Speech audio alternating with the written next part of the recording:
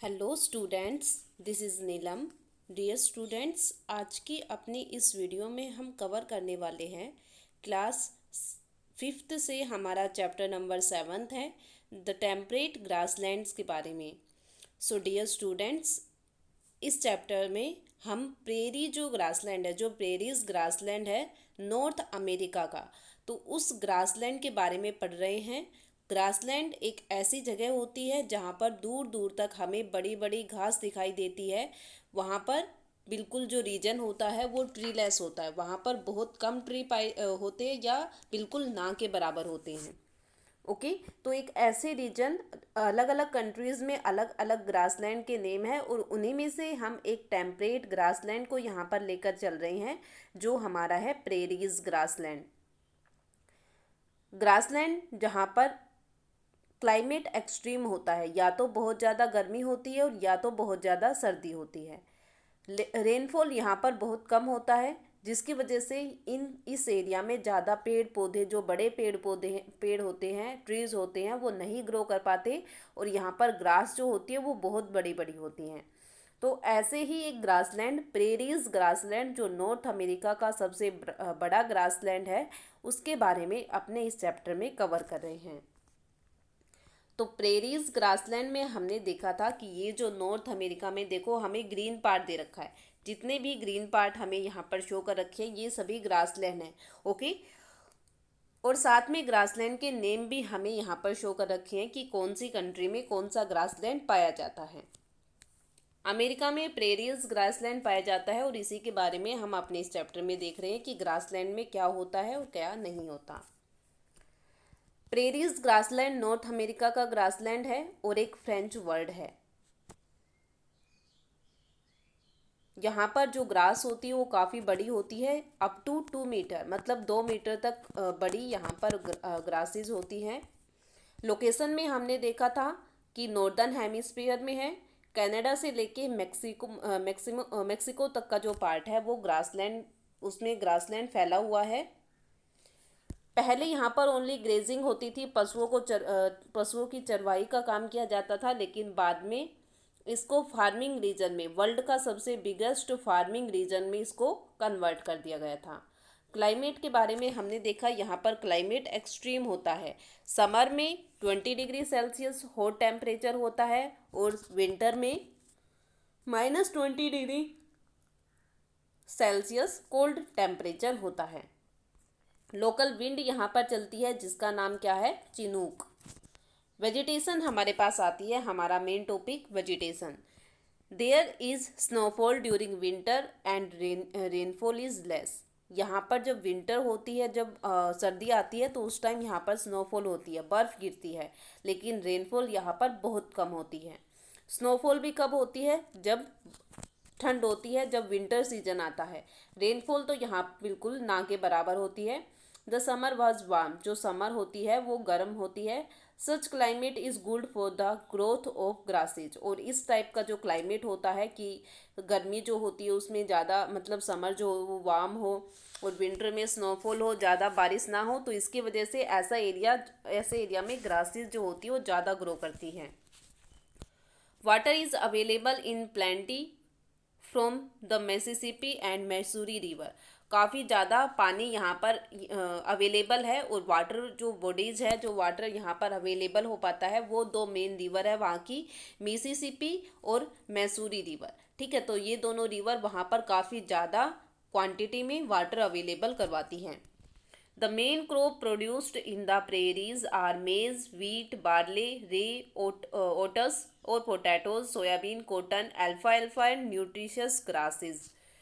तो जो prairie grassland है वहाँ पर अलग अलग टाइप की क्रॉप्स भी ग्रो की जाती है, और क्रॉप्स में वहाँ पर जो मेन क्रॉप्स हैं वो है मेज, व्हीट, बर्ली, रे, ओट्स, पोटैटोज, सोयाबीन, कॉटन, अल्फाल्फा और न्यूट्रिशंस ग्रासेस। तो ये सब वहाँ की मेन क्रॉप्स है जो ग्रो की जाती हैं।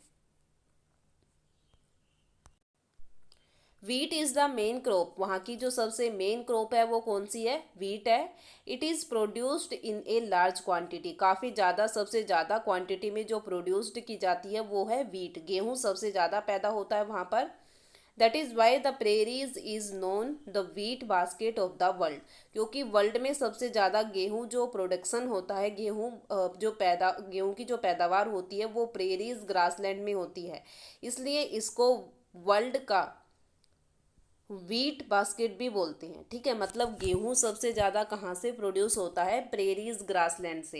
ए large amount of surplus wheat is exported to other country.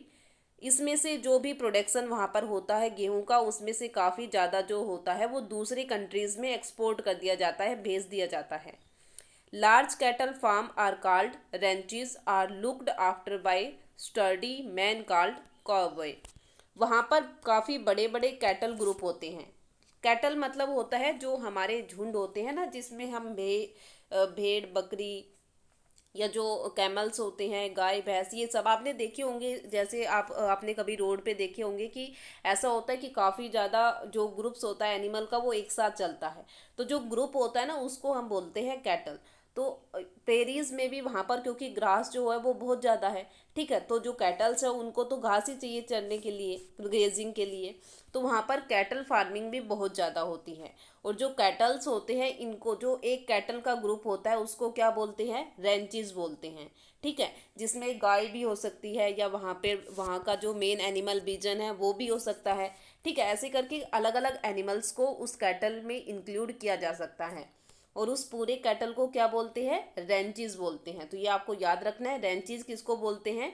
जो पूरा कैटल ग्रुप होता है उसको क्या बोलते हैं? रेंचेस बोलते हैं। उसके बाद are looked after by sturdy man called cowboy. और जो पूरा कैटल होता है, जो रेंचेस होते हैं, उन रेंचेस की देखभाल करना, उनको देखना, ये जो काम करेगा, वो जो पर्सन वहाँ पर ये काम करेंगे, उन पर्सन को हम क्या बोलते हैं? काउबॉयज बोलते हैं। ठीक है, तो रेंचेस ग्रुप को बोलते हैं, और ग्रुप की जो केयर करेगा, जो उनको एक जगह से दूसरी जगह पर लेके जाएगा, ग्रेजिंग कराएगा, उसको क्या बोलेंगे? उन पर्सन को क्या बोलेंगे? काउबॉयज बोलेंगे। बिजन और the American buffalo is most important animal of the region. और यहाँ का जो सबसे मोस्ट इम्पोर्टेंट एनिमल कौन सा है? बिजन। और बिजन का ही सेकेंड नेम क्या है? अमेरिकन बेफेलो भी है। तो यहाँ पर जो सबसे मेन एनिमल पाया जाता है वो कौन सा है? या तो बिजन आप बोल सकते हो, या फिर द अमेरिकन बेफेलो भी बोल सकते हो। इसके अलावा और कौन कौन से एनिमल्स या कौन कौन से और अलग वेजिट हैबिटेट वहाँ पर मिलते हैं? Rabbits, coyotes, gopher, prairies dog are also found in this region. और कौन कौन से एनिमल्स वहाँ पर पाए जाते हैं? Rabbits, coyotes, gophers and prairies dogs are also found in this region. Okay, तो ये हमारे पास आता है वेजिटेशन के बारे में और एनिमल्स के बारे में, कि एनिमल्स और वेजिटेशन कौन कौन से हैं। ट्रीज़ वहाँ पर नहीं है, क्योंकि इसमें वेजिटेशन में तो मेन हम ट्रीज़ को इंक्लूड करते हैं, लेकिन जो ग्रासलैंड का एरिया होता है वो ट्री लेस होता है, उसमें पेड़ पौधे बहुत कम उगते हैं। इसकी वजह से ट्रीज़ का पार्ट ना लेके हमने यहाँ पर क्रॉप्स और एनिमल्स का पार्ट लिया है। उसके बाद हमारे पास आता है लिविंग ऑफ द पीपल। वहाँ के लोग कैसे रह रहे हैं, क्या करते हैं वो रहने के लिए वहाँ पर? People from many countries of Europe migrate to this region. तो अलग अलग कंट्री से लोग आकर, यूरोप से भी आकर लोग कहाँ पर रह रहे हैं? इस रीजन में, जो प्रेरी रीजन है वहाँ पर। They cleared the grass to cultivate the land. वो क्या करते हैं कि वहाँ पर जो ग्रास है, जो घास उगी हुई है, उसको साफ करते हैं, और वहाँ पर फिर जो ज़मीन निकलती है उसके ऊपर कल्टीवेशन करते हैं, खेती बाड़ी करते हैं। They developed big farm stretching to thousand of hectare. और इसी काम के लिए वो बड़े बड़े फार्म, मतलब वहाँ पर जो घास उगी हुई है उस घास को काट करके और वहाँ से साफ करके, और अपने काफ़ी बड़े बड़े फार्म वहाँ पर बना लेते हैं, काफ़ी ज़्यादा हेक्टेयर में, हज़ारों हेक्टेयर ज़मीन पर वो अपना वहाँ पर कल्टीवेशन करते हैं। The people of this region are very hard working. यहाँ पर जो लोग रहते हैं वो काफ़ी ज़्यादा मेहनती होते हैं। They have successful harnessed technology to utilize their rich natural resources। क्योंकि वहाँ के लोग बहुत ज़्यादा हार्ड वर्किंग होते हैं, मेहनती होते हैं, और साथ में वो नई नई टेक्नोलॉजी को यूज़ करते हैं ताकि वहाँ पर जितने भी नेचुरल रिसोर्सेज हैं उनका अच्छे से यूज़ वो कर सके, उनको अच्छे से यूटिलाइज कर सके। Two of the most developed country in the world, the USA and Canada, are located in this region. और वर्ल्ड की जो सबसे मोस्ट डेवलप्ड कंट्रीज़ है उनमें से दो कंट्रीज़ यूएसए और कनाडा भी इसी रीजन में आती है। ठीक है, तो जो प्रेरी ग्रासलैंड है वहाँ पर कौन कौन सी कंट्री है? यूएसए और Canada. Scientific method of cultivation use the tractor, harvester and combine has made North America a surplus food producer। तो वहाँ पर हमेशा, क्योंकि डेवलप्ड कंट्री है और हमेशा टेक्नोलॉजी के बारे में वो सोचते हैं, हमेशा ये सोचते हैं कि कैसे वो अपने काम को जल्दी से ख़त्म करेंगे, इसलिए वो नए नए साइंटिफिक मेथड यूज़ करते हैं कल्टीवेशन के लिए। ट्रैक्टर्स यूज़ करते हैं, जो हार्वेस्टिंग मशीन्स आती है उनका यूज़ करते हैं, कंबाइन का यूज़ करते हैं, ताकि वो अपने फूड प्रोड्यूसर को या जो वो प्रोडक्शन कर रहे हैं उसको बढ़ा सके। सरप्लस का मतलब होता है लाभ कमाना या बढ़ाना। Dairy farming is another major industry. इसके बाद वहाँ पर और कौन सी इंडस्ट्री भी सेटअप है? Dairy farming. ओके, क्योंकि कैटल रखते हैं, गाय भैंस रखते हैं, ठीक है, बिजन होते हैं, तो उनकी वजह से उनको डेयरी प्रोडक्ट भी मिलते हैं। ओके, मिल्क मिलता है जिससे वो और डेयरी प्रोडक्ट बना सकते हैं। तो इसकी वजह से डेयरी फार्मिंग भी वहाँ पर एक मेजर इंडस्ट्री है। The dairy belt extend from the great lake to the Atlantic coast in the east. और जो डेयरी बेल्ट है वो कहाँ से कहाँ तक एक्सटेंड की हुई है? ग्रेट लेक से लेके और Atlantic coast in the east तक। Dairy farming and extensive agriculture both promote setting up food processing industry. और क्योंकि वहाँ पर डेयरी फार्मिंग है, एग्रीकल्चर भी अच्छे से होता है, इसलिए वहाँ पर फूड प्रोसेसिंग इंडस्ट्री, जो खाना बनाने वाली इंडस्ट्री होती है या खाना बनाने में जो प्रोडक्ट चाहिए होते हैं, उनकी इंडस्ट्री भी काफ़ी ज़्यादा बनी हुई है, सेटअप है। लार्ज मिनरल डिपॉजिट, मिनरल्स भी वहाँ पर पाए जाते हैं। और कौन कौन से मिनरल्स वहाँ पर पाए जाते हैं? Coal and iron and a good network of road, railway and canals have made this region the most industrialised region in the world. वहाँ पर काफ़ी ज़्यादा मिनरल्स भी हैं और सबसे मेन कोल और आयरन, साथ में वहाँ पर अच्छे से रोड्स भी बने हुए हैं, काफ़ी अच्छे रोड है, रेलवे भी है और कैनाल्स भी है, जिसकी वजह से वहाँ पर काफ़ी ज़्यादा इंडस्ट्री सेटअप है वर्ल्ड में, और वर्ल्ड का सबसे ज़्यादा इंडस्ट्रियलाइज्ड रीजन भी है। मतलब काफ़ी ज़्यादा इंडस्ट्री वहाँ पर सेटअप है, इतनी सब सर्विसेज प्रोडक्शन वहाँ पर होता है, तो इसकी वजह से सबसे ज़्यादा इंडस्ट्रियलाइज्ड रीजन भी है वर्ल्ड का प्रेरीज ग्रासलैंड। तो ये था हमारे पास प्रेरी ग्रासलैंड के बारे में। इसके बाद हमारे पास फैक्ट फाइल्स के बारे में दे रखा है। फैक्ट फाइल में हमें दे रखे हैं, saving prairies dog means saving prairies wild life. मतलब वहाँ पर जो प्रेरी डॉग है, अगर उनको सेव करते हैं तो ये माना जाएगा कि वो प्रेरी वाइल्ड लाइफ को सेव कर रहे हैं। Other creature have suffered of the two the dog decline, क्योंकि वहाँ पर जो प्रेरीज डॉग है वो डेक्लाइन, वो ख़त्म हो रहे हैं। For example the burrowing owls रूट्स and nest in the prairies dog town burrow. जो प्रेरीज डॉग के रहने की जगह है वो भी दूसरे जो एनिमल्स है वो उनकी जगह पर दूसरे एनिमल्स पर ज़्यादा फोकस कर रहे हैं।